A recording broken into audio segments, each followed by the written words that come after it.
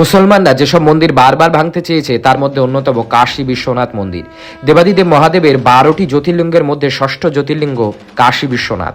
সারা বিশ্বের ভূমণ্ডল থেকে আলাদা হচ্ছে এই কাশী। বলা হয় দেবাদিদেব মহাদেবের ত্রিশূলের উপর অবস্থিত এই কাশী বা বারাণসী।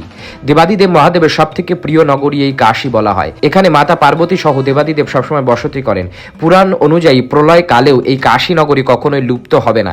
যখন প্রলয় আসে তখন দেবাদিদেব মহাদেব এই কাশী নগরীকে নিজের ত্রিশূলের উপর ধারণ করে নেন। আবার সৃষ্টির শুরুতে পৃথিবীতে এই নগরীকে স্থাপন করেন। এই কারণেই কাশী অবিনাশী নগরী বলা হয়। কাশীকে মুক্তি নগরীও বলা হয়, কারণ পুরাণ অনুযায়ী কাশীতে জীব দেহত্যাগ করলেই দেবাদিদেব মহাদেব স্বয়ং তার কর্ণমূলে তারক ব্রহ্ম নাম প্রদান করেন এবং তারপরে তিনি মুক্তি লাভ করেন।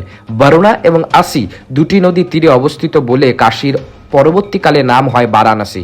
কাশীর পূর্বে গঙ্গা নদী, উত্তরে বরুণা নদী এবং দক্ষিণে আসি নদী প্রবাহিত। পুরো বিশ্ব থেকে মানুষ কাশীতে গঙ্গা আরতি দর্শন করতে আসেন।